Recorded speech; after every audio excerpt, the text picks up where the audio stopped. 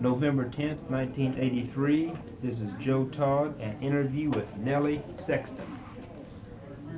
Miss Sexton, Yeah. where were you born? I was born up by Braman, Braman. 1898. I was born in Dugout, 1898. What month and day?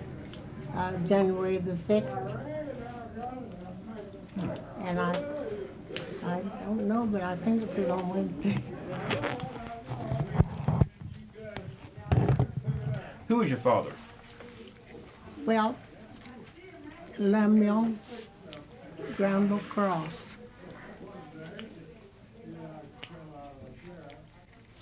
Where was he from? He was from Missouri. They come out in the covered wagon, my mother and father and part of the children. How come they came to Oklahoma?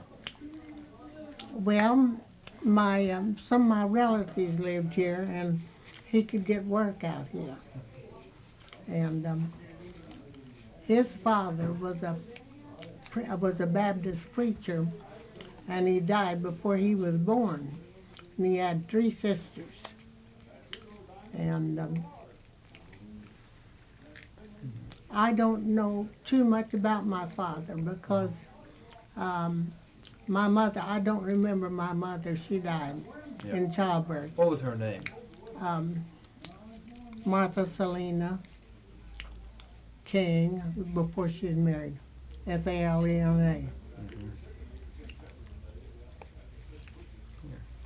So your parents came out here because your father could get work. Yes. What kind of work did he do? Well, he worked on the railroad.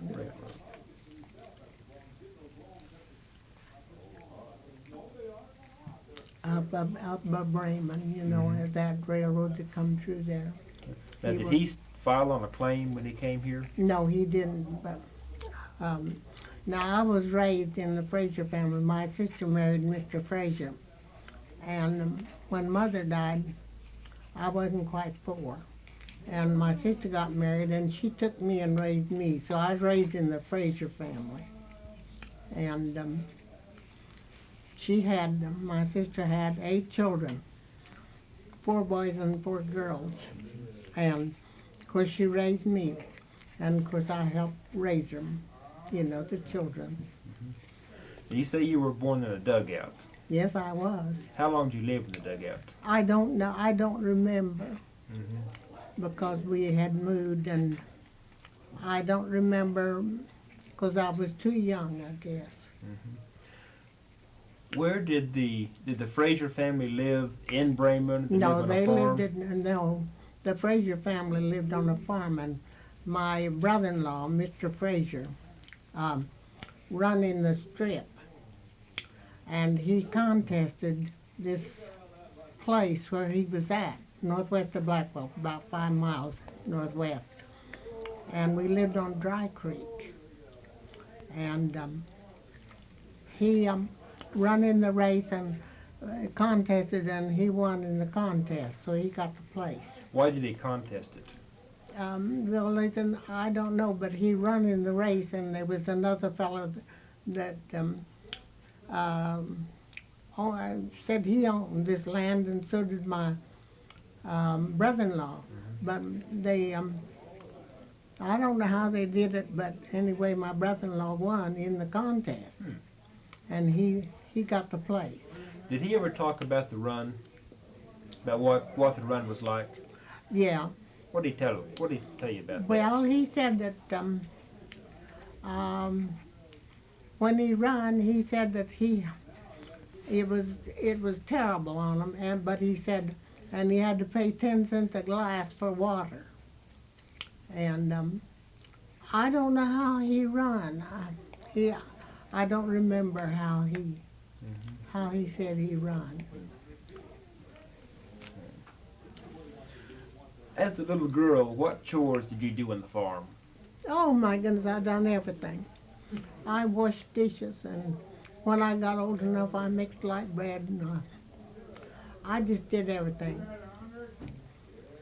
And I fed the calves and the pigs, and everything like that. You do laundry? Oh, yes. Tell me about doing laundry. Well, we washed on a washboard, like Board, this. yeah. And then we finally got a washing machine. And it's one of these that we pull back and forth. Yeah. And we washed on that. But we used to boil our clothes too to get them white. What kind of soap did you use? Well, I don't know, but it was bar soap. Did you make it? We made our soap. We made it out of cracklings, you know. Tell me how you make it. Um, it's been so long ago. You made soap? Yes, we did. We put ashes in a barrel and poured water in it and let the lye run through. Then we boiled that lye down. Then we put cracklings in it. And when it ate it up, why, soap was made. That was the best soap you ever seen because it sure did get things clean. Mm-hmm. How long do you live with the Frasers?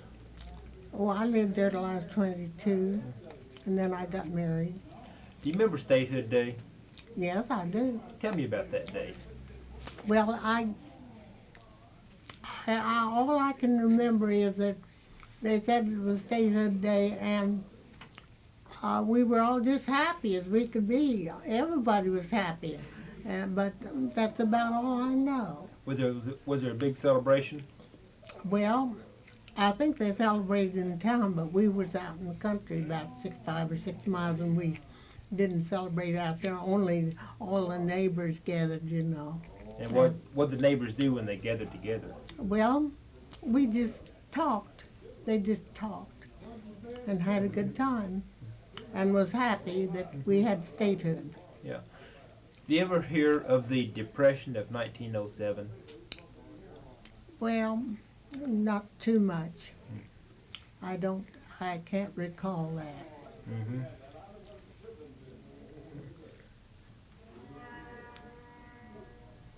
Okay. When did you start the school?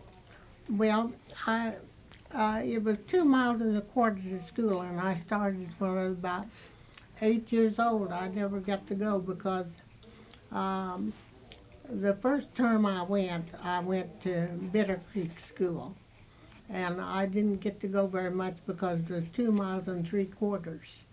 But then I went to Friendship School, and it was 2 miles and a quarter, and I had to walk until I got old enough to drive.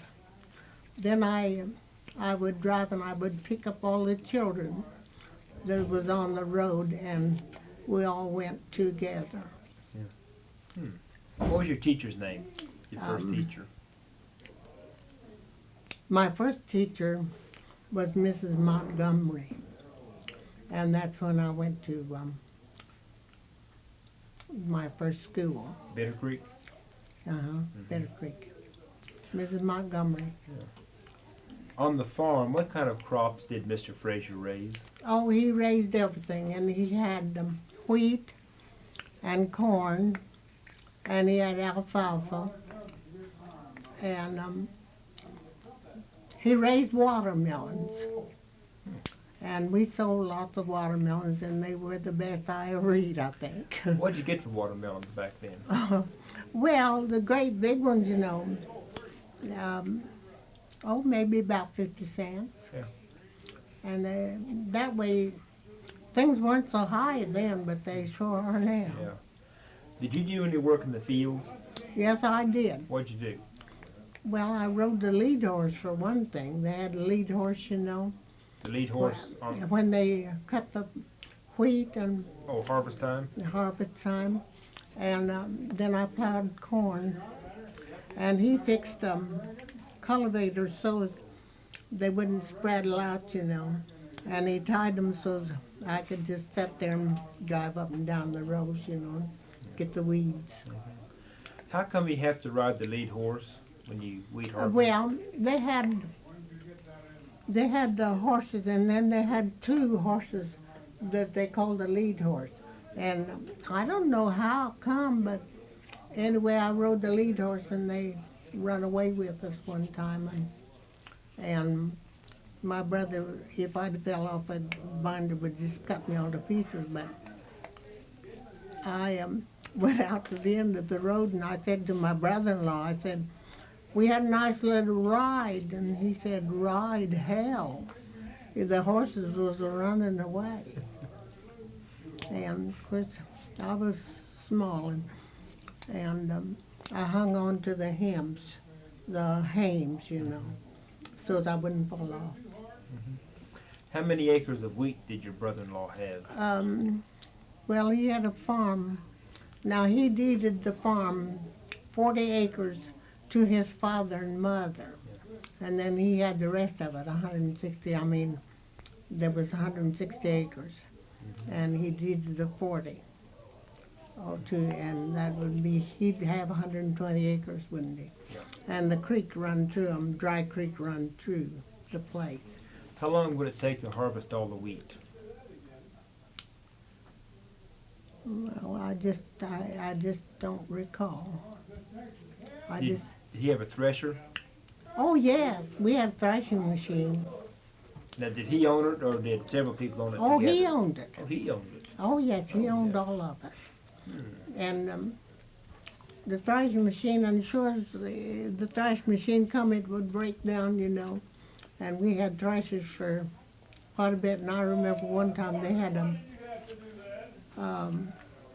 breakdown, and they were there for several days.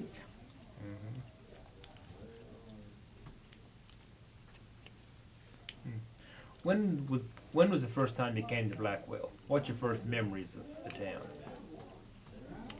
Well, I can just remember when I come to Blackwell that there wasn't any streets, and it seemed like, but I don't recall the first time I came. What's your fondest memory of Blackwell? I don't know, because my father, after my mother died about a year, he remarried and moved away. And I wasn't raised with my brothers.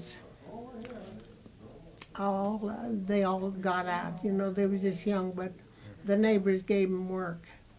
And every one of them made something out of themselves. And of course they're all dead now. And my sisters, I have 2 sisters dead, and I have 1 sister left, and she lived in Kansas City. Tell me about when you saw your first car. Well, I can't remember just when it was, but I remember it was a Buick, and my brother-in-law bought it, and I remember when he drove it into the garage or the side of the barn. Okay. And I just can't remember. Yeah, okay. World War One. I can't. Well, my brother, one of my brothers went, and we had a party for him. And of course, I have the pictures at home, and a picture of him when he left, and a picture of all of our family. I mean, my father and brothers and sisters. Did you do any work for the war effort? No, of course, I've done everything I could at home, you know, and things like that, but I didn't get out or work any. Tell me about Armistice Day, when the war ended. Well, the only thing that I can remember is that we were all happy and our boys got to come home. And we were happy about that because we were so glad that they came home. And my brother said he went over the top. And he said old Homer was lucky. He said he had a hole through his hat. But he said they didn't, he said, I was over a platoon of men.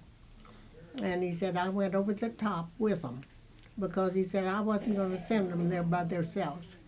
So he went over the top with them. And he said, old Homer come out all right, just a hole in his hat. And He was a policeman at Tulsa. Was there a big celebration here in Blackwell when the war Well, ended? I think there was, but if there was, I didn't get to come. You were still on the farm. I still, I didn't get to go very much because, well, we were way out on the farm and we just had to work, keep things up. The 1920s. Did you bob your hair in the 20s? Let's see, I was married in 1920. And, you know, my hair, I had long hair when I was married. But a year or so afterwards, my husband cut my hair. What was your husband's name? David Craig Sexton.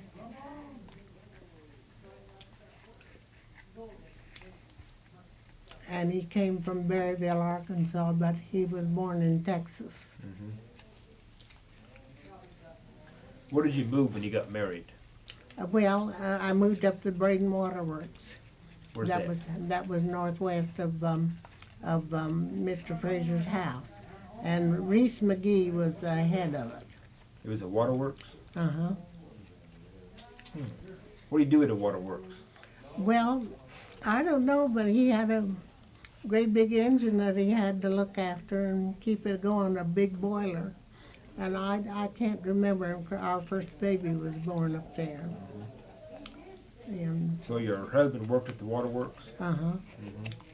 At first, when he came out, he worked for Mr. Fraser, my brother-in-law. And he got $50 a month and his food. How long did he work there? Well, he worked, I imagine, a couple of years. Because we stayed there quite a little while after we were married. And then Reese McGee gave us a job up there at the Braden Waterworks. And we moved in one of the company houses. And that's where our first baby was born. What was that company house like? How big was it? Oh, well, it was just a 3-roomed house. It was very small. Had a kitchen and front room and a bedroom, and then a little shanty-like house.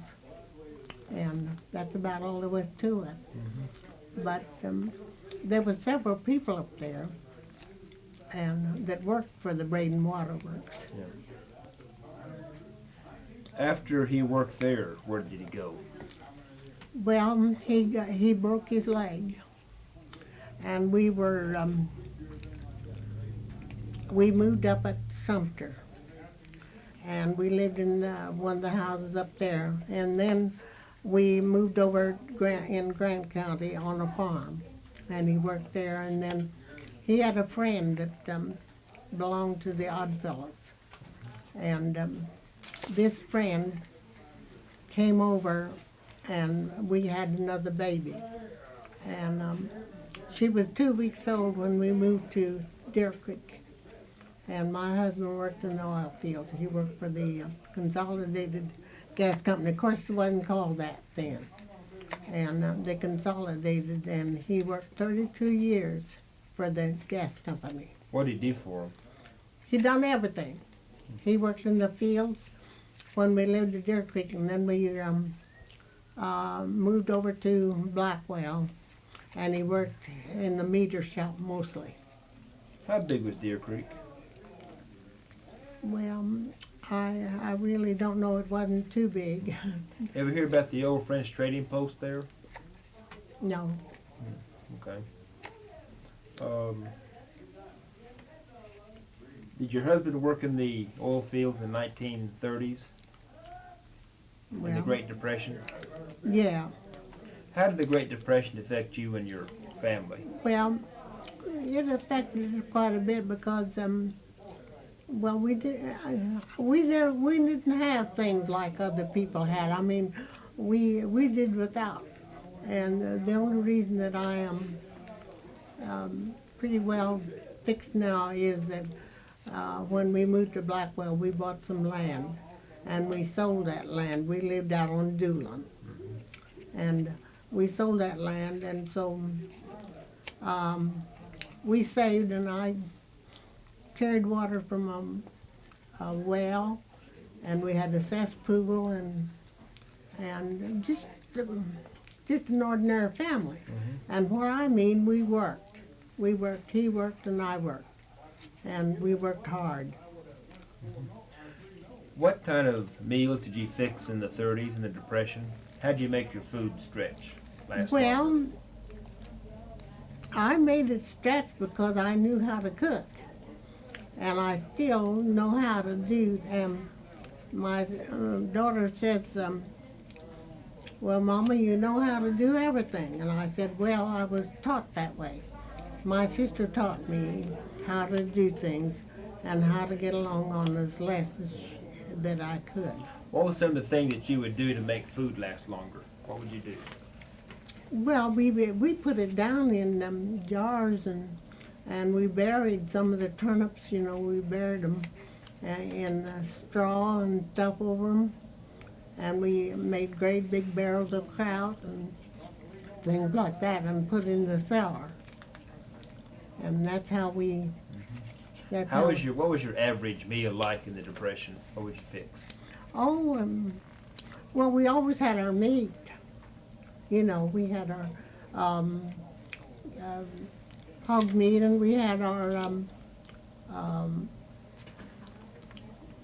cow meat and things like that. We had our meat, and we had potatoes that we growed, and maybe we had turnips too and things like that. But that's about, we just cooked what we had, and we eat what we had, and was glad to get it. World War II, what did you do? I don't remember. I just can't remember everything. One last question. Tell me about the tornado of '55. Oh, we lived out on Doolan, and my husband, we lived out there, and in the morning I was sick or something, and in the morning I went out to the mailbox, and I like not got back because I was kind of frail and sick, and we didn't know that Blackwell was hit. However, it sounded like trains, you know, going, and my grandson was there, and he was a-crying, and we didn't talk much about it because we didn't want to frighten him. And my daughter was there too, and with her, she was pregnant with her second baby, and the next morning my husband went to town to work, and he said the meters was just laying everywhere because he's in the meter department then. And he said it was the oldest mess I ever seen in my life. And they wouldn't let us go places. I mean, they fenced them off and wouldn't let us go because there's a lot of looting going on. How many people were injured or killed in the tornado? Well, there wasn't too many. I think it's about 20, wasn't it? 20 were killed? I believe it's about 20 or 22. Yeah, something like that. There wasn't too many that were hurt. Now, my sister and brother-in-law, they worked at the glass factory. And he had, glass some in his head, and not bad, though. And he lost his glasses, but he went back and found them right where he fell off. You know, it was freakish. It was funny. Yeah. Well, thank you. Uh-huh. I've enjoyed this. Thank you.